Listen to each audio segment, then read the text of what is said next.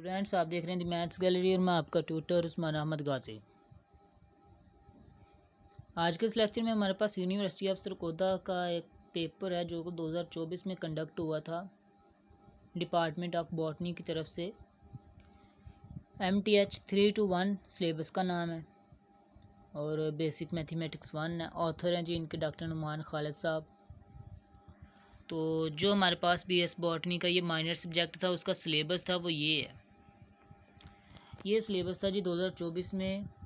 Chapter number 7 था basic mathematics 1 का, chapter number 8 था, चैप्टर नंबर 9 था। उसके बाद ये फर्स्ट ईयर तो जो थी ना फर्स्ट ईयर मैथ, उसका चैप्टर नंबर 7 लिया गया 11वीं से। तो ये सारा सिलेबस में इंक्लूड था, इन सभी चैप्टर्स में से क्वेश्चंस पिक किए गए हैं। ठीक है जी। अब ये पेपर मैंने जिस स्टूडेंट से मंगवाया है ना, वो स्टूडेंट बताता है कि मेरे 83/100 मार्क्स आए हैं जी इस पेपर में से। तो माशाल्लाह बहुत अच्छे मार्क्स हैं, अल्लाह मज़ीद तरक्की दिए आपको। पेपर पैटर्न जो ये फाइनल हुआ है वो 50 नंबर का हुआ है। ये जो हमारे पास सब्जेक्टिव है तो जिसमें हमारे पास 16 नंबर के शॉर्ट हैं और 34 नंबर के लॉन्ग क्वेश्चंस हैं। पेपर आपके सामने है, देख सकते हैं। 4th सेमेस्टर है जी BS बॉटनी का और यूनिवर्सिटी ऑफ सरगोदा से। ज्योमेट्रिक प्रोग्रेशन पहला क्वेश्चन, फिर एग्जाम्पल है, फिर फार्मूला है, फिर हार्मोनिक में। हमने ये भी क्वेश्चन किया हुआ है, ये वाला भी किया हुआ है प्ले लिस्ट में, ये वाला भी किया हुआ है और ये वाला क्वेश्चन चैप्टर नंबर 7 से लिया गया फर्स्ट ईयर से। इसी तरह लॉन्ग क्वेश्चन की बात की जाए तो जो हमारे पास क्वेश्चन नंबर 2 है ये सारा का सारा फर्स्ट ईयर से पिक किया गया और बाकी जो 3 क्वेश्चन है वो हमने बेसिक मैथमेटिक्स 1 में किए हुए हैं। सोल्यूशन की तरफ चलते हैं। ज्योमेट्रिक प्रोग्रेशन है जी हमारे पास, फार्मूला एग्जाम्पल तो ये हमने किया हुआ जी लेक्चर नंबर 47 में, एक्सरसाइज 7.3 है जी। पार्ट 2 है जी इसका हार्मोनिक मीन, वो हमने किया जी लेक्चर नंबर 49 में, एक्सरसाइज 7.4 है जी और क्वेश्चन नंबर कौन सा ये 4 है। फिर है जी हमारे पास पार्ट नंबर 2, उसने कोस थीटा की वैल्यू दी हुई है, कहता है बाकी ट्रिग्नोमेट्रिक रेशियोज की वैल्यूज फाइंड करें अगर टर्मिनल आर्म जो है वो सेकंड क्वाड्रेंट में। तो ये पार्ट हमने किया हुआ लेक्चर नंबर 55 में, एक्सरसाइज 9.2 है, क्वेश्चन नंबर 17 है। इसी तरह जो सेकंड पार्ट है कहता है रेडियंस को करें कन्वर्ट किस में, डिग्रीज में।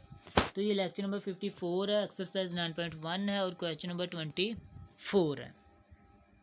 ये जितने ही मैं आपको रेफरेंसेस दे रहा हूँ ये हमने बेसिक मैथमेटिक्स 1 की प्लेलिस्ट में अपलोड किए हुए हैं पहले से ही, आप उनको विजिट कर सकते हैं। इसके अलावा इनके जो लिंक्स है वो मैं आपको डिस्क्रिप्शन में दे देता हूँ, ठीक है, ताकि आपको आसानी रहे। फिर पार्ट नंबर 3 ये कहता है बाइनोमियल थ्योरम इस्तेमाल करें। तो ये बाइनोमियल थ्योरम हमने लेक्चर नंबर 53 में यूज़ किया पढ़ा है, एक्सरसाइज 8.2 है और ये वाला क्वेश्चन कौन सा है, एक्सरसाइज 8.2 का क्वेश्चन नंबर 3 है। इसका पार्ट नंबर 4 देखें जो कि फर्स्ट ईयर से पिक किया गया है। हमने इसको सॉल्व कैसे करना है देखें जी। कॉम्बिनेशन और परमुटेशन की आपको डेफिनेशन भी पता होना चाहिए, इनका फार्मूला भी आना चाहिए, ठीक है। इस क्वेश्चन को सॉल्व करने की टेक्निक ये है कि आपने पहले ये दो रेशोज़ लेनी है। अगर ये दो रेशोज़ लेंगे तो ये किसके इक्वल आएंगे, इन दो रेशोज़ के इक्वल, ठीक है जी। आप इनको जब सॉल्व करेंगे ना तो आपके पास एक इक्वेशन आ जाएगी। उसके बाद आपने ये दो रेशोज़ लेनी है, ये किसके इक्वल आएंगे, ये इन दो रेशोज़ के इक्वल आ जाएंगी 6:11। फिर आपने इनको सॉल्व करना, आपके पास एक और इक्वेशन आ जाएगी, ठीक है। फिर आपने इन दोनों इक्वेशंस को सॉल्व करके n और r की वैल्यू फाइंड करनी है। चलते हैं जी क्वेश्चन के सोल्यूशन की तरफ। पहली दो रेशोज़ इक्वल आ गई। अब देखें जी, a/b इक्वल होता है a/b के, तो सेम इन्होंने यही चीज़ की है, ठीक है ना जी। पहले तो इन्होंने कॉम्बिनेशन का फार्मूला ओपन किया, फार्मूला ओपन करने के बाद इन्होंने 1 से 1 कैंसिल करके सिंप्लीफाई करके इतना सा लिख दिया। फिर उन्होंने a/b is equal to a/b वाली फॉर्म यूज़ की है, तो ये चीज़ आ गई हमारे पास, ठीक है ना। फिर देखिए हमने, अगर आप लोग दी मैथ्स गैलरी चैनल पर फर्स्ट ईयर की प्ले लिस्ट है, चैप्टर नंबर 1 है, अगर आप वो उसके स्टार्टिंग लेक्चर्स देखेंगे तो वहाँ पर हमने रियल नंबर्स की प्रॉपर्टीज़ भी की हैं, एग्जांपल्स भी की हैं, ठीक है ना।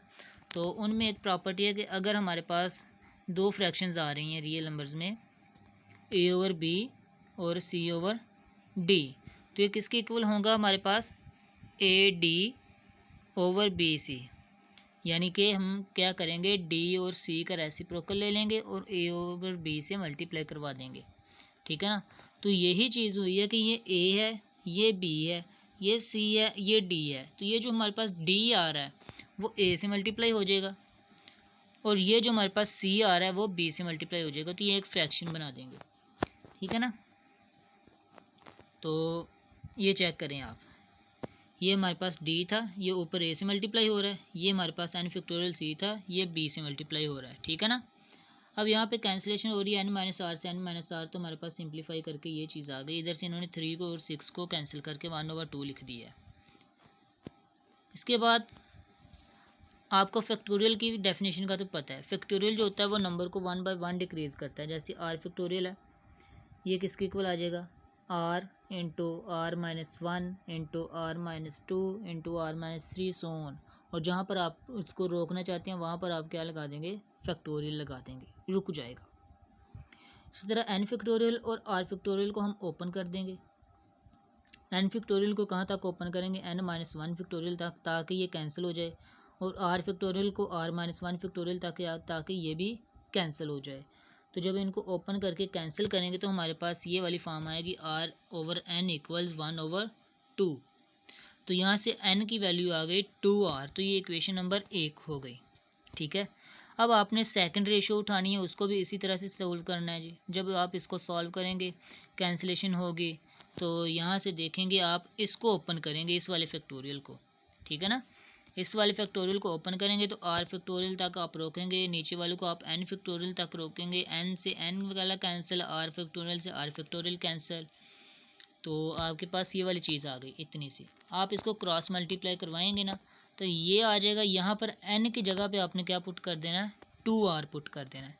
इक्वेशन बनाने की बजाय आप यहाँ पर डायरेक्ट n की वैल्यू पुट कर दें 2r, तो आपके पास जो इक्वेशन आएगी वो r की फॉर्म में आएगी, वहाँ से आप r की वैल्यू फाइंड कर लेंगे। ये देख सकते हैं आप, ये हमारे पास आ रही है, यहाँ से 11 में से 12 निकाले तो माइनस आर रह गया, माइनस आर इक्वल 5, तो आर किस वैल्यू आ गई 5। अब आर की ये वैल्यू आपने n इक्वल 2r में पुट करनी है, तो n की वैल्यू आ जाएगी 10। क्वेश्चन नंबर 2 है जी, उसका ए पार्ट है हमारे पास, how many 5 digits multiples of 5 can be formed from. ये इन डिजिट से हमने 5 के मल्टीपल्स बनाने हैं जब कोई भी नंबर रिपीट नहीं हो रहा होगा। ये जी हमारे पास एक्सरसाइज 7.2 है फर्स्ट ईयर की, उसका क्वेश्चन नंबर 11 है, ठीक है जी। अब देखें टोटल नंबर कितने दिए हुए हैं, उसने 5 दिए हुए हैं, ठीक है ना, 5 नंबर दिए हुए हैं। फॉर मल्टीपल ऑफ 5, 5 का मल्टीपल बनाना है, तो हमें पता है कि 5 का मल्टीपल बनाने के लिए जो हमारे पास मोस्ट राइट एक्सट्रीम होता है वहाँ पर 5 मौजूद लाजमी होना चाहिए। जैसे 15, 25, ठीक है, 35, 5 लाजमी होना चाहिए। वैसे अगर मोस्ट एक्सट्रीम राइट पोजीशन पे जो हमारे पास 0 हो वो भी 5 पे डिवाइड हो जाता है, लेकिन इन पाँचों में 0 नहीं दिया हुआ, ठीक है ना। 5 दिया तो सिर्फ 5 आएगा लास्ट पे, तो 5 अगर लास्ट पे आएगा तब वो 5 का मल्टीपल होगा, अदरवाइज वो मल्टीपल नहीं बनेगा। तो हम 5 को लास्ट पे क्या कर देते हैं, फिक्स कर देते हैं। सो 1 डिजिट 5 मस्ट बी फिक्स्ड। ये इस तरह का कोई नंबर होंगे, जितने भी नंबर होंगे वो इस तरह के होंगे जिनके लास्ट पर 5 आ रहा होगा। जब एक नंबर फिक्स हो गया तो बाकी रह कितने गए, 4 नंबर रह गए। तो देखिए कॉम्बिनेशन में तो हम रिपीटेशन कर लेते हैं, ठीक है ना, लेकिन परमुटेशन में रिपीटेशन नहीं करते। तो हम अगर देयर इज़ नो रिपीटेशन तो हम क्या यूज़ करेंगे, परमुटेशन यूज़ करेंगे। तो n हमारे पास 4 है, we will arrange all integers. हमने r फाइंड करना, r वो नंबर होता है जिनको हमने अरेंज करना होता है, तो हमने सारे के सारे नंबर अरेंज करने हैं। तो r भी किसके इक्वल आ गया, 4 के इक्वल आ गया। तो परमुटेशन का फार्मूला यूज़ करते हैं हमने जब ये वैल्यू फाइंड की, ये फार्मूला है, इसमें हमने n और r पुट किए तो हमारे पास आंसर आ गया जी 24। यानी कि ये जो हमें 5 हिस्से दिए गए हैं, इस तरह के 24 नंबर बनेंगे जो कि 5 के मल्टीपल्स होंगे या 5 पे डिवाइड हो रहे होंगे। अब क्वेश्चन नंबर 2 का पार्ट बी है जी, ये वाला। आपको यहाँ पर कॉम्बिनेशन की वैल्यू का पता होना चाहिए। आप इन दोनों को जमा करेंगे तो आपके पास ये वाला आंसर आ जाएगा। वो है जी एक्सरसाइज 7.4 से लिया गया है, क्वेश्चन नंबर 10 है। इसका सोल्यूशन देखते हैं जी। देखें जी, एन सी आर की जगह पे उसकी value, N C R minus 1 की जगह पे उसकी वैल्यू पुट कर दे। अब देखिए ये जब हम ब्रैकेट ओपन करेंगे तो ये आ जाएगा n माइनस आर प्लस 1, ठीक है ना, आ गया।